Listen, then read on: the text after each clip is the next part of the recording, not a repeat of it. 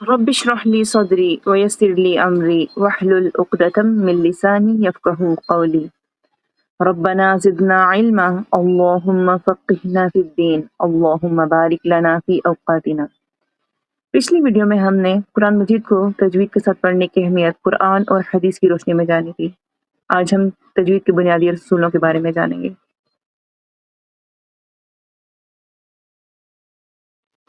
علم التجوید کے بنیادی 10 اصول ہیں، جن میں ہے تجوید کا لغوی معنی، اصطلاح میں اس کی تعریف، اس کا موضوع، اس کے فوائد و ثمرات، اس کی فضیلت، علم التجوید کے بانی اور موجد، اس کا نام، اس کا ماخذ، اس کا حکم اور اس کے مسائل۔ اگر کوئی شخص کسی بھی علم کو سیکھنا چاہتا ہو تو اس سے پہلے اس علم کے اصول جاننے چاہیے تاکہ وہ اس علم کا ادراک حاصل کر سکے۔ اسی طرح تجوید کے بھی کئی اصول ہیں جن کا سمجھنا ضروری ہے۔ امام ابن جزری نے فرمایا والأخذ بالتجوید ختم لازم من لم يصحح القرآن آثم، یعنی تجوید کے ساتھ قرآن پڑھنا لازم اور ضروری ہے۔ جو شخص قرآن کو صحیح طریقے سے نہ پڑھے وہ گنہگار ہوگا۔ علم التجوید کے بھی 10 بنیادی اصول ہیں جو کہ حسب ذیل ہیں۔ پہلا ہے الحد، اس کی تعریف۔ فی اللغة هو التحسین، لغت میں اس کی تعریف تحسین، جس کے معنی ہے سنوارنا، حسن پیدا کرنا، نکھارنا، خوبصورتی میں اضافہ کرنا کے ہیں۔ اصطلاح میں اس کی تعریف، یہ وہ علم ہے جس کے ذریعے عربی حروف کا صحیح تلفظ سیکھا جاتا ہے، اور یہ عربی حروف کے مخارج، ان کی اصلی اور عارضی صفات سیکھنے سے حاصل ہوتا ہے۔ حق الحرف، اس سے مراد وہ صفات ہیں جو حرف کے ساتھ ہمیشہ رہتی ہیں اور اس سے کبھی جدا نہیں ہوتی۔ مستحق الحرف، اس سے مراد وہ عارضی صفات ہیں جو حرف میں کبھی موجود ہوتی ہیں اور کبھی نہیں، جیسے کہ مد اور ادغام وغیرہ۔ اگلا ہے الموضوع، یعنی کہ اس کا موضوع۔ اس کا موضوع ہے قرآن کریم کی آیات اور الفاظ، لیکن بعض علماء نے اس میں احادیث شریف کو بھی شامل کیا ہے۔ نمبر 3 پر ہے اس کے فوائد و ثمرات، یعنی کہ اس کو سیکھنے کے کیا فوائد ہیں اور اس کے کیا ثمرات ہیں۔ اس علم سے تلاوت قرآن کے درمیان زبان غلطیوں سے محفوظ رکھتی ہے، تو یہ اس کا بڑا فائدہ ہے۔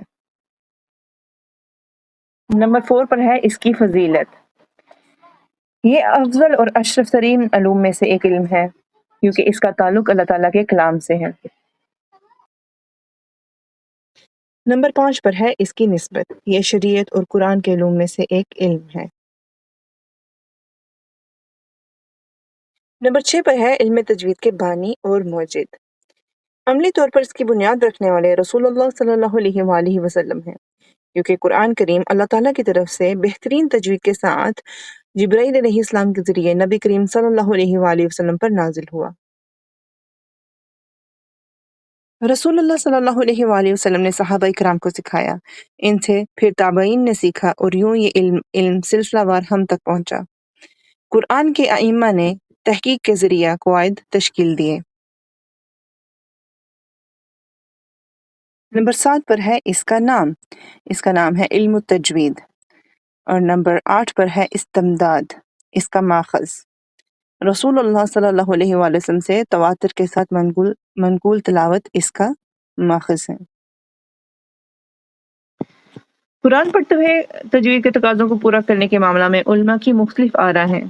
بعض کی رائے میں قرآن کو مکمل تجوید کے ساتھ پڑھنا واجب ہے، جبکہ دوسرے علماء کے نزدیک یہ حکم ایک عام مسلمان کے لیے بہت بھاری ہو سکتا ہے، لہٰذا وہ اسے واجب قرار نہیں دیتے۔ تیسرے فریق نے ان دونوں کے درمیان کی رائے اختیار کی۔ ان میں ڈاکٹر شیخ ایمن سوید ہیں، جن کا کہنا ہے کہ ہمیں تجوید کے ان تمام قواعد پر ضروری توجہ دینی چاہیے جو عبارت یا مضمون کو اس کی صحیح جگہ پر رکھیں اور کسی طرح بھی حرف، حرکات یا معنی میں تبدیلی پیدا نہ کرتے ہوں۔ حرف کی کچھ صفات دینا بھی بہت ضروری ہے جو ایک کو دوسرے سے الگ کرتی ہوں، جیسا کہ صاد میں استعلا، زبان کو اٹھانا تاکہ وہ سین سے مختلف لگے۔ نمبر 10 پر ہے اس کے مسائل یا قواعد۔ نمبر 1 مخارج الحروف کا علم۔ نمبر 2 حرف کی صفات کا علم۔ نمبر 3 حرف کی ترکیب کی وجہ سے تبدیل ہونے والے احکام کا علم۔ نمبر 4، زبان کی مشق اور ریاضت اور کثرت تکرار۔ تو یہ تھے علم و تجوید کے 10 بنیادی اصول۔ انشاءاللہ اگلی ویڈیو میں ہم استعاذہ اور بسملہ کے اصول پڑھیں گے۔ جزاکم اللہ خیرا کثیرا۔